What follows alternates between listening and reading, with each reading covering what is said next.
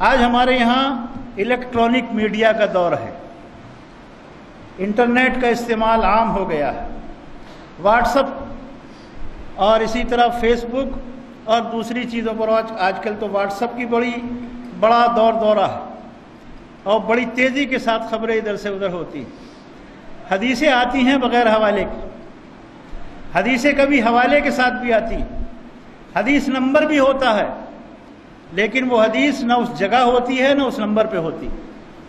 کئی مرتبہ چیک کیا ہے کئی چیزوں کو، تو ایسی حدیثیں، ایسے پیغامات جن وہ بغیر حوالے کے ہوں اور حوالے کے ساتھ بھی ہوں، جب تک آپ کسی سے اس کی تصدیق نہ کر لیں کہ حوالہ درست ہے کہ نہیں، اسے آگے نہ پہنچائیں۔ اسی طرح بعض میسج ایسے آتے ہیں کہ فلاں جگہ یہ ہو گیا ہے، مسلمانوں کے ساتھ یہ زیادتی ہو رہی ہے اور کسی کو خبر نہیں ہے۔ آپ اس میسج کو جتنا جلدی ہو فارورڈ کریں، سارے لوگوں کو بتا دیں۔ اب آدمی لگا ہوا ہے، اس کو بھیج، اس کو بھیج، اور جب تلاش کرتے ہیں حقیقت پتہ چلتا ہے کہ کچھ بھی نہیں۔ تو اس طرح کے واقعات بھی ہوتے ہیں۔ یہ قوم کو گمراہ کرنے کی بات ہے اور بلا وجہ اشتعال پیدا کرنے کی بات ہے۔ اللہ تعالیٰ نے ہم مسلمانوں کو حکم دیا ہے، ان جاءکم فاسق بنبأ فتبینوا، کوئی فاسق کوئی خبر لے کر آئے تمہارے پاس تو اس کی تحقیق کر لیا کرو، اس کے بارے میں معلومات کیا کرو۔ ہمیں اللہ نے تحقیق کا حکم دیا ہے کہ خبر کوئی آئے، کہیں سے آئے، اس کی معلومات کرو۔ اب ایک میسج آتا ہے کہ محمد صلی اللہ علیہ وسلم کے بارے میں ووٹنگ ہو رہی ہے کہ دنیا میں 1 نمبر کا آدمی کون ہے، اور مسلمان جلدی جلدی ووٹنگ کریں۔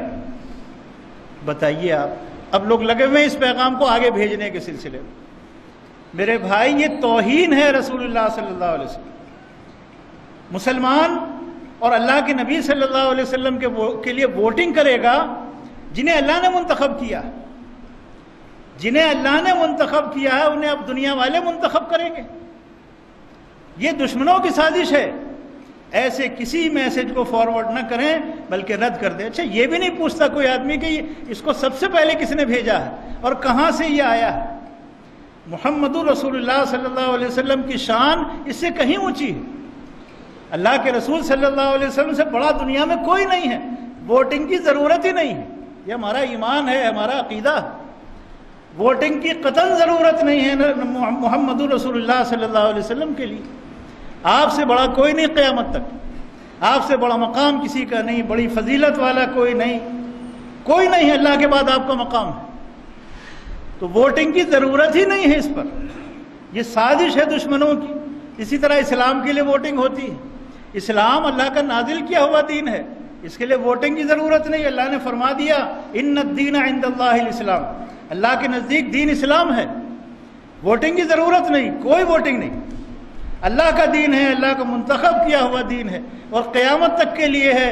اس سے اعلیٰ اور ارفع دین کوئی نہیں، اور اس کے علاوہ تمام ادیان باطل ہیں، تمام ادیان باطل ہیں، کیونکہ اللہ تعالیٰ نے فرمایا وَمَن يَبْتَغِي غَيْرَ الْإِسْلَامِ دِينًا فَلَن يُقْبَلَ مِنْهُ، اسلام کے علاوہ کوئی اور دین قبول کرو گے اللہ کے قابل قبول نہیں، اللہ اسے قبول نہیں کرے گا۔